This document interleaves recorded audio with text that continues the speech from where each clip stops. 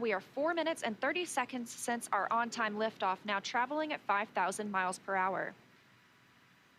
This single Merlin vacuum engine can provide over 220,000 pounds of thrust in the vacuum of space, doing its job to take our crew to the International Space Station today. Dragon, SpaceX, trajectory nominal.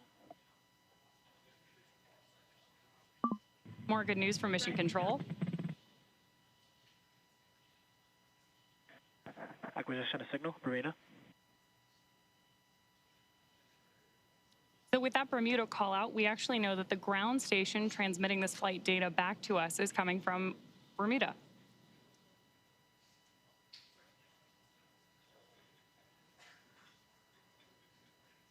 The crew is currently pulling a little more than 1G as the second stage engine continues to propel their flight. Continuing to hear good calls to the crew, now 5 minutes and 30 seconds into the flight, traveling at 6,400 miles per hour. Again, we will continue to see the second stage fire for about 3 more minutes. Shortly after second stage engine cutoff, we will see it separate from Dragon, which will continue its journey.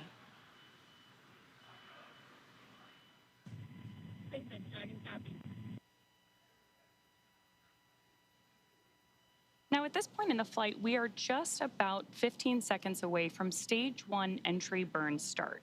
At this point, the center engine on Falcon 9 will be lit for just about 10 seconds to help us slow the vehicle down as it re-enters the Earth's atmosphere. That's not the only thing helping us on re-entry, though. The first stage sees high drag on re-entry, which scrubs roughly 70% of the velocity by the time the landing burn begins, which you just had great views of on the left-hand side of your screen. Florida Space Coast beginning to come into view in the background. All while crew-7, of course, on the right-hand side of your screen, lit up by that MVAC engine, continues on its way to orbit.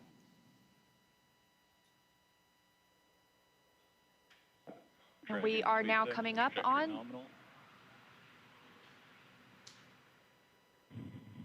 continuing to get good calls as we reach almost 7 minutes into the flight. Crew traveling at 9,400 miles per hour. Again, we still have about 1 minute, 45 seconds left with the second stage propelling the crew. And of course, we are also expecting that landing burn start from Falcon 9 any second now. Great views.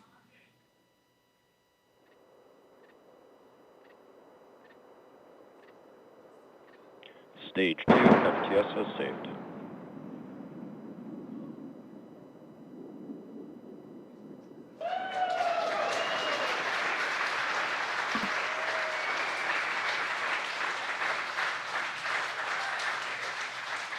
Great news there that stage 1 has successfully landed back at landing zone 1 in Florida.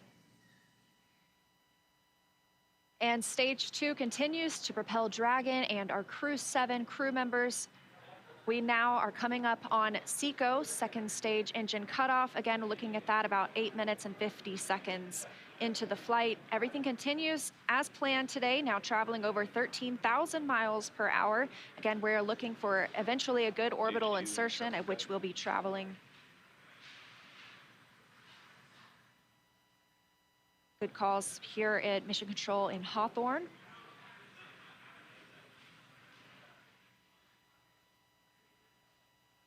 And we are standing by for second stage engine cutoff.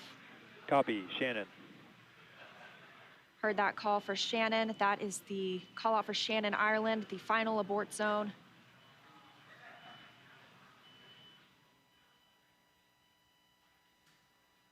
MVAC shutdown.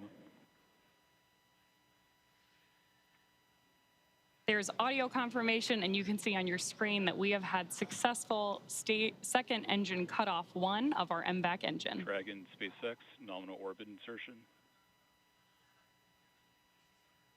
Dragon. And good news there that crew-7. Nominal orbital insertion. Dragon, SpaceX. Awesome to hear. Disarmed.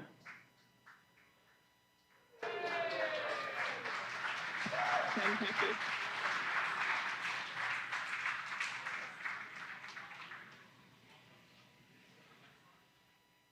That's the first look at the crew, now in microgravity, confirmation of a good Earth orbit insertion. We are now coming up on 10 minutes into the flight. Of course, we saw second stage engine cutoff, and you're actually getting a look at their zero-G indicator there.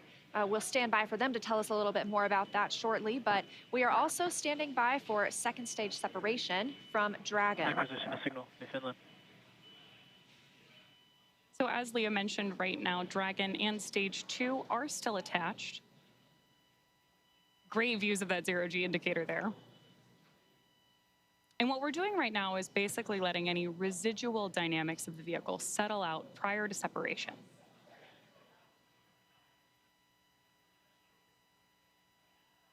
We are expecting that separation event in probably about 90 seconds. Crew looks like they're having a great time up in space, too. And as we stand by for that separation, shortly thereafter, we'll be looking for the nose cone to begin deploying. That command will be sent, and we'll see it open shortly after. We'll need the nose cone to open to expose those forward bulkhead thrusters, as well as the docking mechanism with which they will use to link up with the International Space Station. After their ride, it's almost 30 hours long.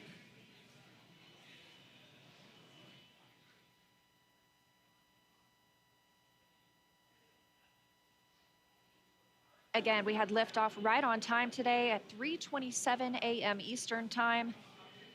The crew making a smooth journey into orbit. It's now been 11 minutes, 20 seconds since that liftoff. We had confirmation of good orbital insertion, and we are standing by for second stage separation from Dragon.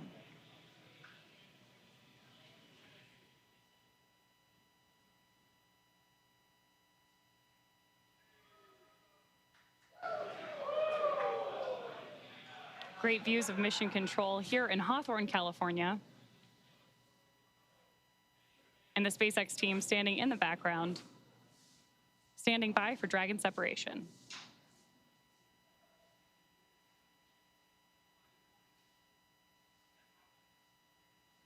Of course, you also have continued telemetry readouts from Dragon and Stage 2 in the bottom left-hand corner of your screen.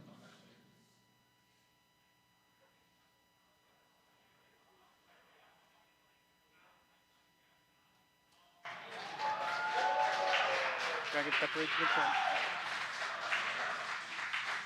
Crew-7, on behalf of the Falcon team, I'd like to welcome you to orbit, and we hope you enjoyed the ride on Falcon 9. Space travel is difficult, even though you make it look easy, so thank you for trusting us to get you up there. It's not a bad way to spend a day in the office. Stand by for words from the launch director. Hello, Crew-7. This is Launch Director here on Countdown. On behalf of the entire SpaceX Launch and Recovery team, I'm honored to welcome Dragon's first ever all-international crew to orbit. Счастливого пути, Gotor, Iterashai. Godspeed, Crew-7. Cheers. SpaceX, thanks for the ride. It was awesome. On behalf of Andy, Satoshi, Koshi, and I, we'd like to thank the multitude of people who've led us to this unique moment. We may have 4 crew members on board from 4 different nations, Denmark, Japan, Russia, and the USA, but we're a united team with a common mission. We hope the work we do serves to benefit our beautiful home planet and those on it. As you said, human spaceflight requires an unparalleled level of vigilance and rigor, and we thank all those who prepared not only us, but also this truly impressive spacecraft for flight. Finally, to our families, carry the greater burden of our choice to explore. Thank you. Go Crew-7. Awesome ride. Really incredibly moving words from Commander Jasmine Mogbelli now that she and her international team are up in space. That is going to end our coverage from Hawthorne until we pick back up with our docking coverage, like Leah mentioned, just about 30 hours from now. But for now, I'm going to hand it back over to Daryl and Jessica at Kennedy Space Center to wrap up our launch coverage tonight. All right, thank you very much, and great job. And Jessica, what a launch. It was spectacular. Like we said, those night launches are something to see. You see all those bright lights. You see those little nitrogen pulses when that first stage is coming back down. Spectacular. Phenomenal roar, the thunder. You could feel it in your chest. And then, of course, the booster came back and landed, and that was some extra pop. Pretty impressive all around. Sights, sounds, and even those feelings. That's new, of course, to Crew, to NASA. Crew is bringing the booster back. NASA decided they have a lot of prop margin, propellant that is, and so they burn the first stage a little less and the second stage a little more. It allows them to bring the first stage back and back to land, which is good to see. And so you saw the zero-G indicator floating around. Tell us what it was. I did. Well, that, Daryl, was a three-toed sloth. Three-toed? Important distinction, not a two-toed sloth. Oh, really? Yeah, so apparently this is one of Andy's kids' favorite animals. And as a family, they were even fortunate enough to see one in the wild in Costa Rica last Christmas when they were on vacation. So it was all kind of fate leading up to this, I How think. about that? This is Andy Mogensen. Andy Mogensen, the astronaut. pilot. That's correct. That's right. And I guess his family calls him the slowest person in the world. So another reason why this three-toed sloth had such meaning for all of them. Well, that actual sloth in the capsule looked like it was moving slow as well, but he's got an excuse. You know, we have a saying in space, and it's often true. Yeah. Slow is smooth, smooth is fast. And when you rush too much, especially in space, doing a spacewalk or anything that you're doing, you get in trouble. So slow is smooth, and smooth is fast. Wise words from our veteran space flyer, Jessica Meir, sorry. It's early. Hey, we got some social questions. Let's take a few. You do mind? Absolutely. All right. Well, let's look on our screen here, and here we've got one that says, come Sunday morning. Beautiful shot right there, though, of the spacecraft looking out the back. Boy, that is high-resolution image. Come Sunday morning, Earth Eastern Time, what are the first few tasks the crew will do, and how will they best acclimate and get dialed into their mission? Well, when we wake up in the morning on board the space station, we open up our computer and we have a plan that lays out our entire schedule for the day, whether it's scientific experiments, hardware, maintenance, whatever it is that you need to get done. I know what this crew will be doing. One of the first things they do, of course, is a safety briefing. So we want to make sure that they have all of the information they need in case they had any kind of situation on the space station where maybe they needed an emergency breathing mask or a fire extinguisher, anything like that. Safety first at NASA, and that's the first thing that we do when you arrive on board the space station as well. The veteran crew that is up there will take them through that, show them where everything is, talk through some of the main messages, and then they'll have a longer session usually the next day or later that week. They'll get into their crew quarters. Usually your crewmates will do a favor for you and unpack some of your things so you don't have to do all that when you get there. You arrive to your crew quarters and already have some of the things that you need out, maybe even some pictures from home. When I arrived, my crewmates had really taken great care of me. They had decorated my crew quarters.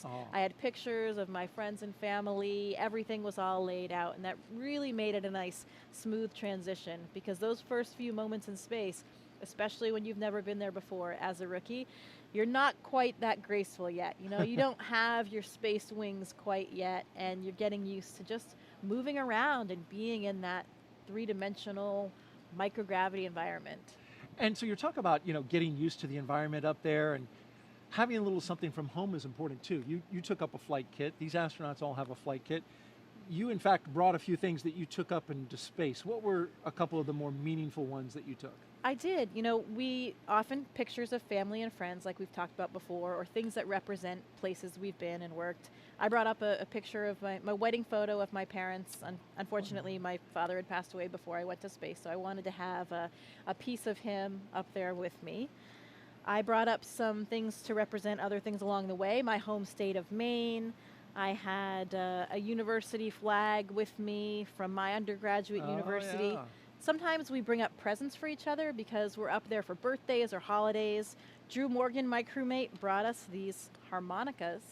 Nice harmonica. And briefly, let's look at the screen here. We can see that the nose cone is deploying, and we have confirmation of it deploying.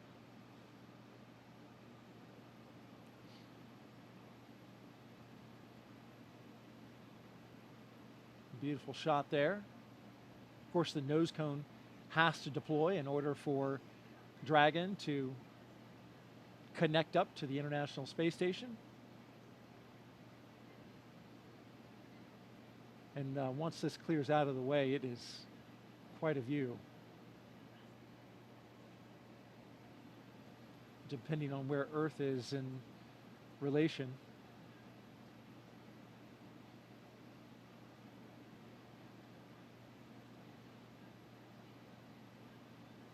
Okay, looks like we're pointed mostly in space, which makes sense. Sometimes you get an Earth view. There's a lot of space in space. There is. There certainly is indeed. And then what else?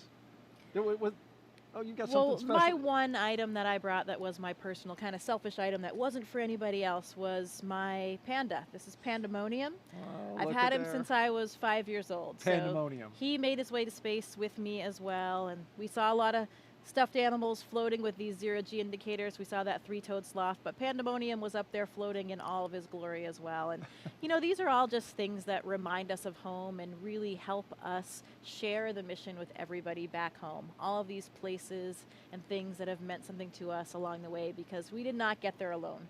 We got there with the support of so many people that helped us. And this mission is for everyone. It's really for all of humankind.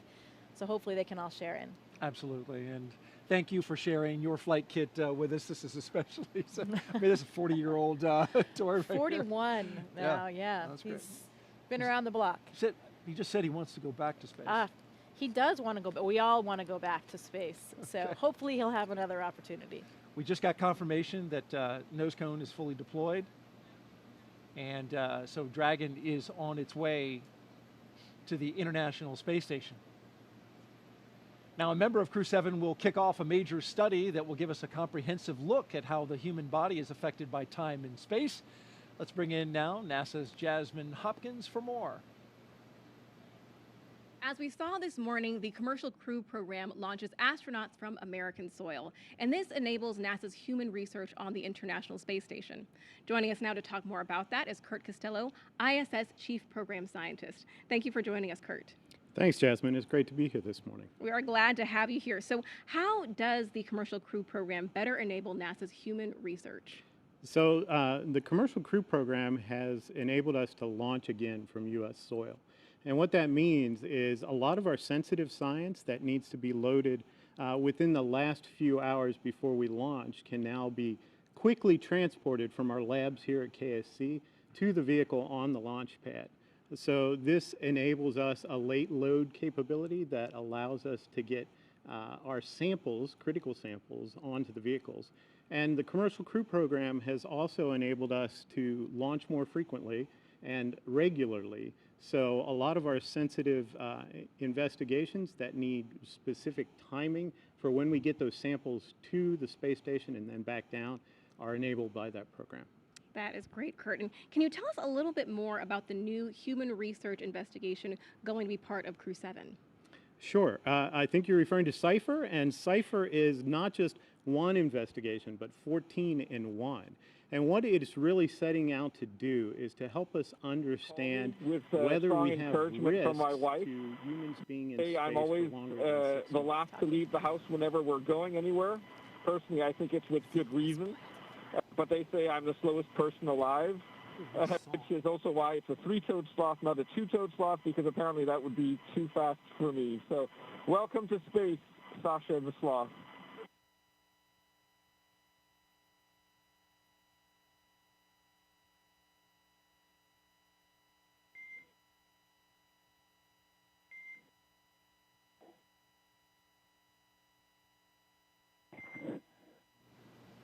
And Dragon, we appreciate the introduction to your zero-G indicator and noting that that is probably officially now the fastest sloth ever.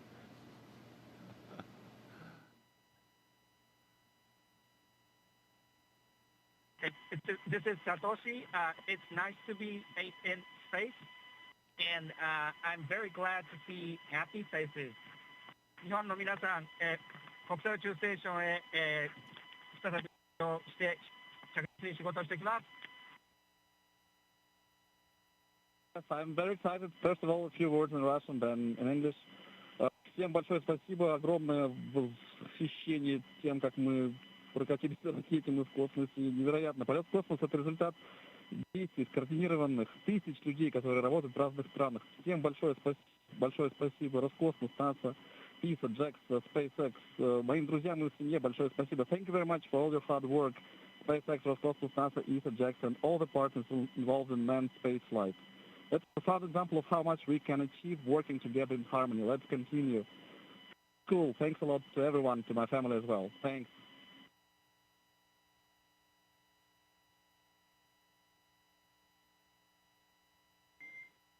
SpaceX copies all. Thank you for the kind words.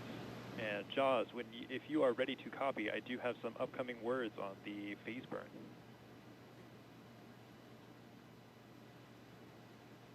Expect a loss of signal. Good, Hilly. Check. Dragon is ready to copy. Okay, wanted to give you an update that we are going to be losing TDRS for voice comms for about 15, that's approximately 15 minutes, which is going to include that upcoming phase burn per your displays. We do have a ground station pass during that burn prep, so you will actually be able to call us in the blind. However, you will be LOS during the burn. There's no concerns, but we'll pick you back up at 0819 Zulu, which will be right after the burn, and we'll confirm that burn performance. How copy?